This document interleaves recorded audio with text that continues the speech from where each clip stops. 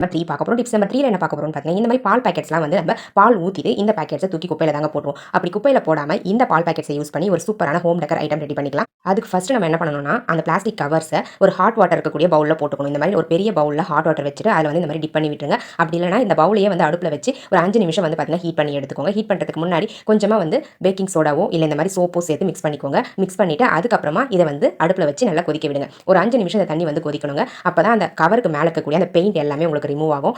இந்த மாதிரி அந்த கவரை வந்து ஒரு ஸ்பூன் வச்சு திருப்பி விட்டுக்கிட்டே இருங்க. அப்போ தான் 2 சைடில் இருக்கக்கூடிய அந்த பெயிண்ட்டும் வந்து ஈஸியாக உங்களுக்கு ரிமூவ் ஆகுங்க. பாருங்க தண்ணி எல்லாம் கொதிக்க ஆரம்பிச்சிருச்சு. ஒரு 2லிருந்து 3 நிமிஷம் அப்படியே விட்டுருங்க. விட்டுட்டு அதுக்கப்புறம் இந்த கவர்ஸை வந்து தனியாக வெளியே எடுத்துக்கோங்க. ஒவ்வொரு கவராக எடுத்து மேலே வந்து நம்ம பாத்திரம் தேய்க்கிற ஸ்க்ரப்பர் இருக்குங்களா, அந்த ஸ்க்ரப்பர் இருந்தால் போதும். அந்த ஸ்க்ரப்பரை யூஸ் பண்ணி லைட்டாக தேய்ச்சிங்கன்னா இந்த கவருக்கு மேலே இருக்கக்கூடிய பெயிண்ட் எல்லாமே உங்களுக்கு அழகாக ரிமூவ் ஆகிடுங்க. பாருங்க ரொம்ப ஹாஷாக தேய்க்காதீங்க. லேசாக வந்து தேய்ச்சிங்கனாவே போதும். அந்த பெயிண்ட் எல்லாமே ரிமூவ் ஆகிடும். உங்ககிட்ட ஃப்ரெஷ்ஷாக வந்து இந்த மாதிரி ஸ்க்ரப்பர் இருந்துச்சுன்னா அந்த ஸ்க்ரப்பரை யூஸ் பண்ணுங்க. ஸோ அப்போ தான் இந்த கவர் வந்து டேமேஜ் ஆகாமல் இருக்கும். நம்ம ஆல்ரெடி யூஸ் பண்ணிக்கிட்டு இருக்கக்கூடிய ஸ்க்ரப்பரை யூஸ் பண்ணோம் அப்படின்னா இந்த கவர் வந்து பார்த்தீங்கன்னா லைட்டாக டேமேஜ் ஆகிற மாதிரி இருக்குங்க. ஸோ அதனால் புது ஸ்க்ரப்பர் இருந்துச்சு அப்படின்னா இந்த க்ளீனிங் பர்பஸ்க்கு யூஸ் பண்ணிக்கோங்க. பாருங்க நான் க்ளீன் பண்ணும்போதே உங்களுக்கு தெரியும் எவ்வளோ ஈஸியாக அதுக்கு மேலே இருக்கக்கூடிய பெயிண்ட்லாம் வந்து ரிமூவ் ஆகுதுன்னு சொல்லிட்டு. இப்போ நம்ம சப்ஸ்கிரைபர் எல்லாருக்கும் ஒரு பெரிய ஹாய் சொல்லிக்கலாங்க. அன்னபூரணி, கனகவல்லி, மாலதி, கீதா, விஜயசேகர், ரோஹிணி இவங்க எல்லாருக்கும் ஒரு பெரிய ஹாய் சொல்லிக்கலாங்க ஃப்ரெண்ட்ஸ். ஓகே ஃப்ரெண்ட்ஸ், இப்போ நம்ம வீடியோக்குள்ள போகலாம். பாருங்க ஃப்ரெண்ட்ஸ், நான் வந்து அந்த கவருக்கு மேலே கூடிய பெயிண்ட்லாம் ரிமூவ் பண்ணிட்டு அந்த கவரை வந்து ஃபுல்லாக ஓப்பன் பண்ணி விட்டுட்டேன். எல்லா பக்கங்களையும் கட் பண்ணிட்டு ஃபுல்லாக இந்த மாதிரி ஓப்பன் பண்ணி வாஷ் பண்ணி தண்ணி இல்லாத மாதிரி நல்ல ஒரு கிளாத் வச்சு தொடச்சி விட்டுட்டு இந்த மாதிரி சின்ன சின்ன துண்டுகளை ஃபஸ்ட்டு கட் பண்ணிக்கோங்க. முதல்ல நீல நிலமாக கட் பண்ணிட்டு அதுக்கப்புறம் ஸ்கொயர் ஷேப்பில் இருக்கிற மாதிரி கட் பண்ணி எடுத்துக்கோங்க ஃப்ரெண்ட்ஸ்.